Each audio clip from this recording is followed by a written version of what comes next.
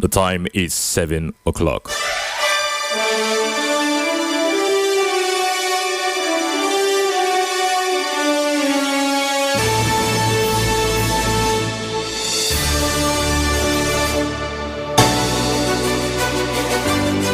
Very good evening to you and welcome to the news at 7 on Rapid 96.5 FM, the sound of your city. Today is Wednesday, the 31st of January 2024. First, the headlines. Senate moves to approve technological education and innovation in Abia Central. Imo State Police Commissioner vows to arrest gunmen over death of officers. On the foreign scene, Israel withdraws another reservist army brigade from Gaza. And in business, Senate summons Central Bank of Nigeria governor over Naira freefall. I am Moses Ben with the news. Details shortly. Please stay tuned. Every day, every story. If it matters to you, depend on our news team to bring you the latest.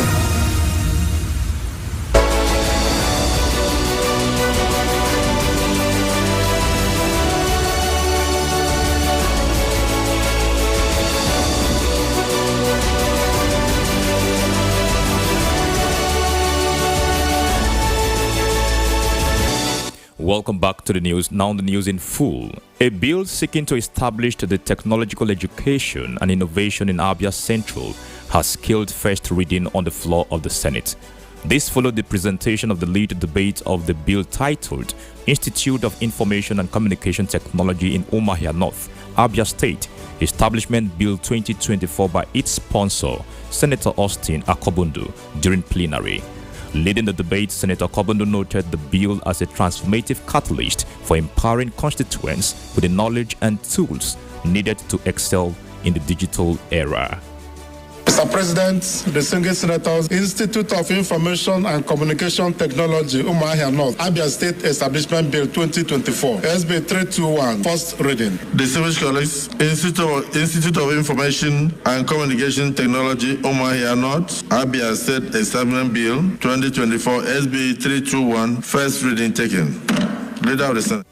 The bill is designed to establish a state-of-the-art Institute of Information and Communication Technology in Umuahia North, which will position Abia Central as a hub for cutting-edge research, innovation, and education in the rapidly evolving field of ICT.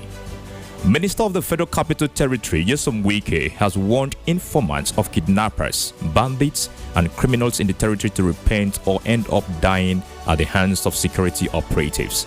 Wike, who gave the warning at a town hall security meeting held in Kuje Area Council of the territory, urged residents of the area to play their roles in providing relevant information that would help security agencies. And that is why I know some of the informants of the criminals are here. I'm aware. Don't think I'm not aware. I'm aware. I will say this thing for them to know. Time is up. Time is up. And these criminals, they are getting up. We will say we are eliminating security totally. Nowhere in this world, even developed society, where you will say there's no one form of criminality. No. But we will do our best to make sure that you go about your normal business without anybody molesting you. You sleep well without you being afraid that something will happen.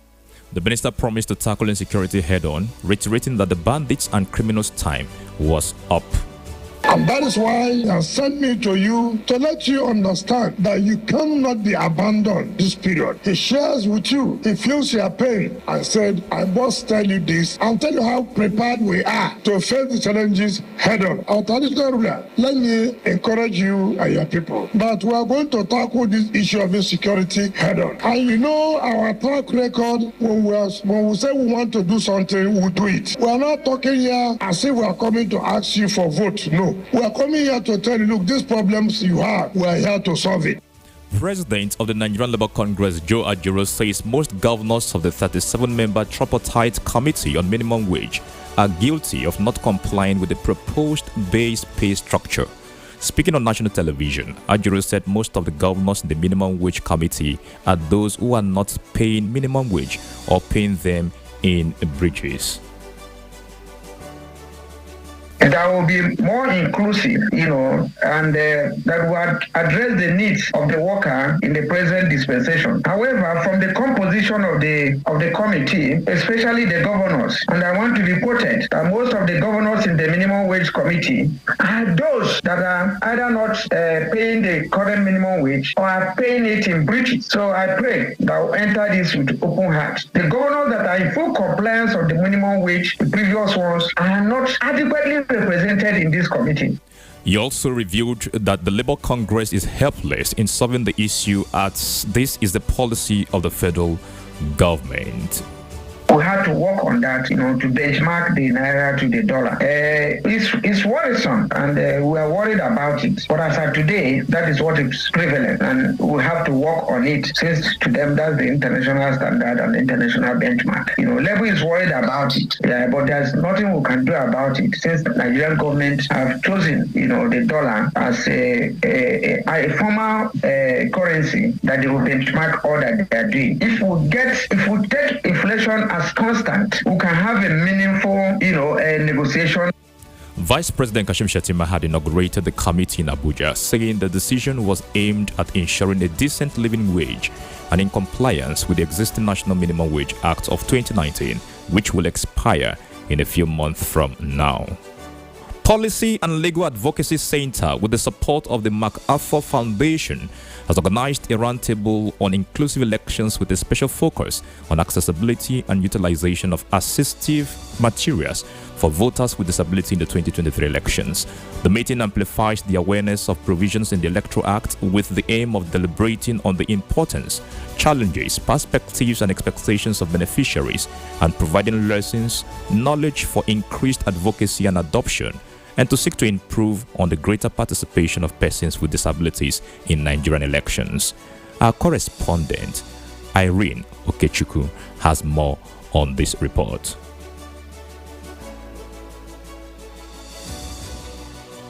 The meeting amplifies the awareness of provisions in the Electoral Act with the aim of deliberating on the importance, challenges, perspectives and expectations of beneficiaries and providing lessons, knowledge for increased advocacy and adoption to seek and improve on the greater participation of persons with disabilities in Nigerian election. The Director of Gender and Inclusivity of the Independent National Electoral Commission, Mrs. Lakunuya Dorothy Bello, while addressing those with disability, spoke on the availability and utilization of assistive materials in the 2023 general election and encouraged people with disability to register and update their status in the data so that their numbers will be increased. We agree that sensitization needs to be carried out so that those that have registered earlier can update their status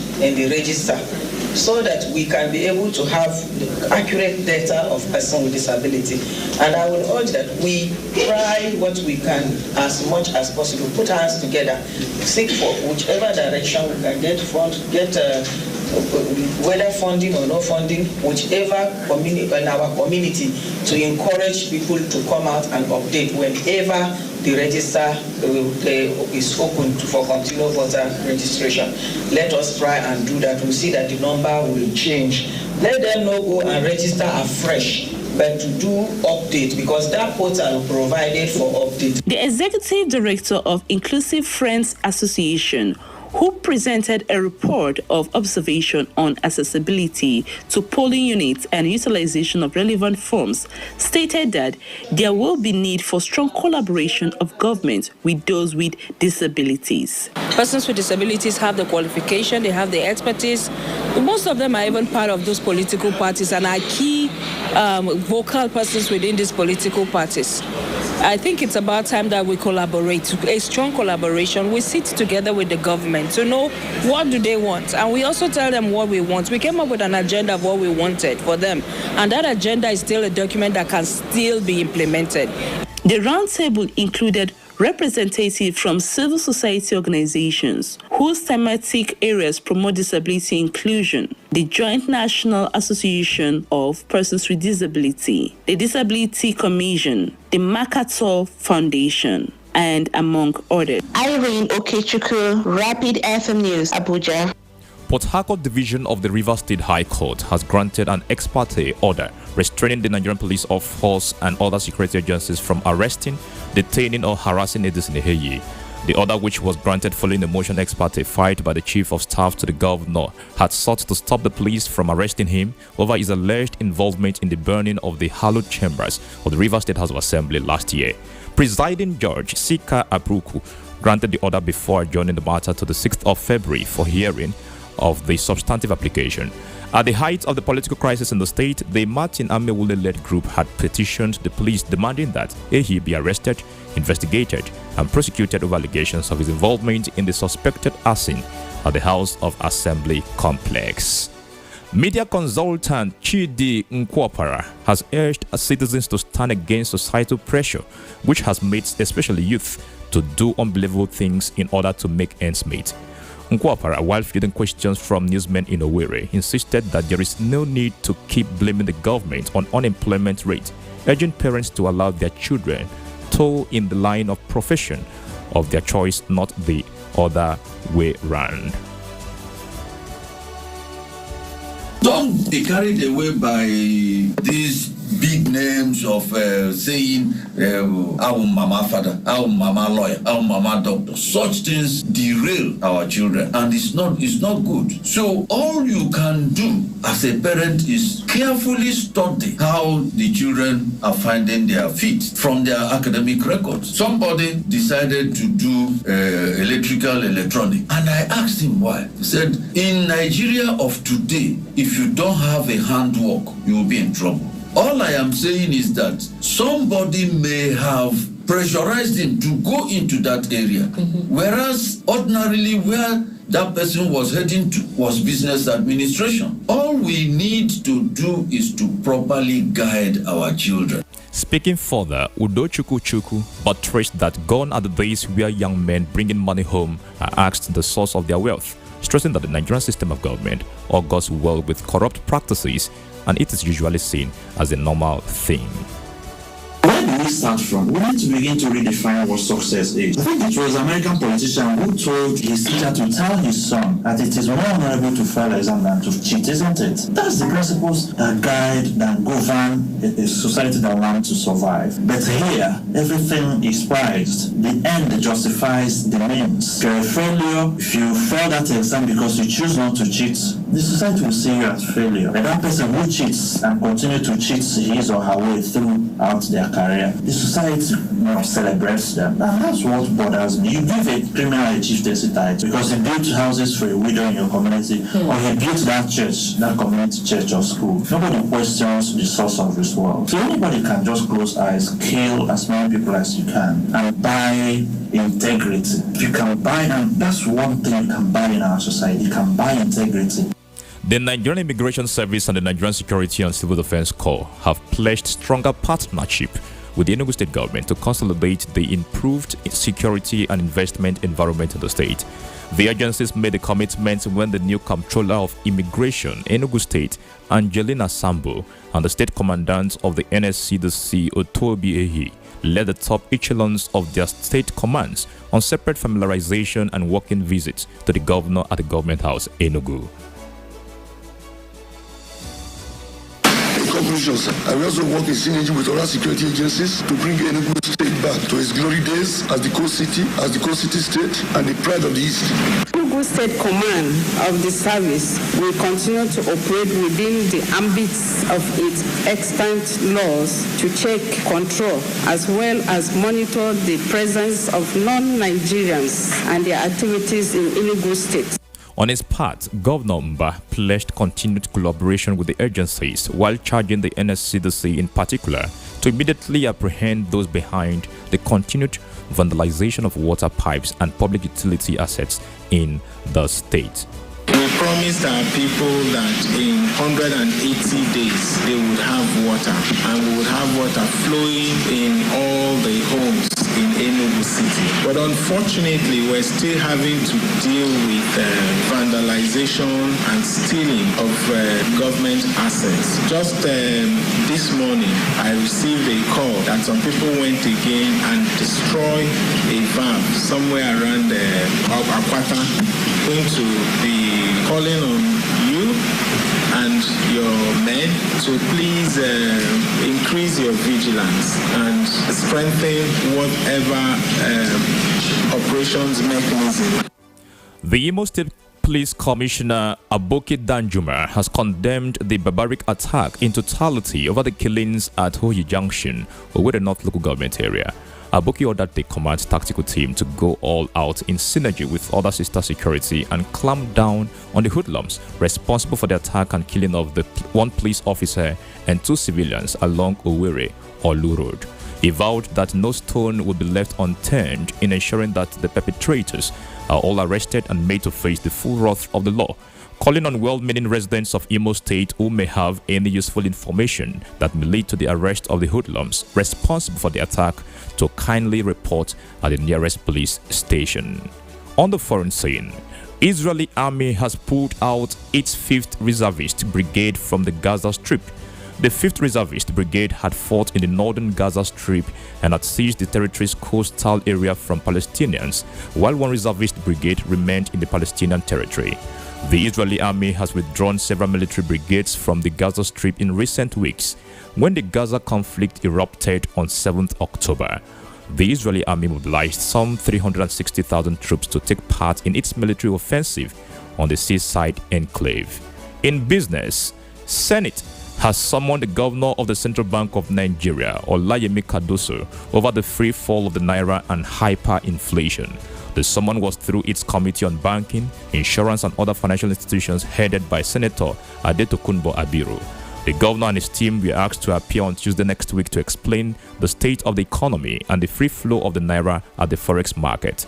Speaking with journalists after the meeting held behind closed doors at the National Assembly, Senator Abiru said the state of the economy, especially the inflation index, was of great concern to the lawmakers. In sports, Super Eagles defender Calvin Bassey has been included in the best 11 for the round of 16 of the 2023 African Cup of Nations. Bassey starred in Super Eagles' impressive 2-0 win over the indomitable Lions of Cameroon. The Fulham player tied up Ademola Lookman for Nigeria's second goal of the game. The 24-year-old has made 4 appearances for Nigeria at the 2023 Africa Cup of Nations. Before we go, a recap of the top stories. Senate moves to approve technological education and innovation in Abia Central. Imo State Police Commissioner vows to arrest gunmen over death of officers. Israel withdraws another reservist army brigade from Gaza. The Senate summons Central Bank of Nigeria governor over naira free fall. And that's the news at 7 on Rapid 96.5 FM.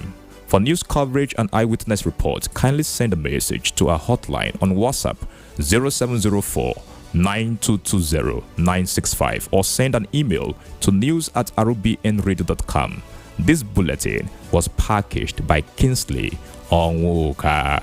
My name is Moses Ben. Thank you so much for your time. Every day, every story. If it matters to you, depend on our news team to bring you the latest.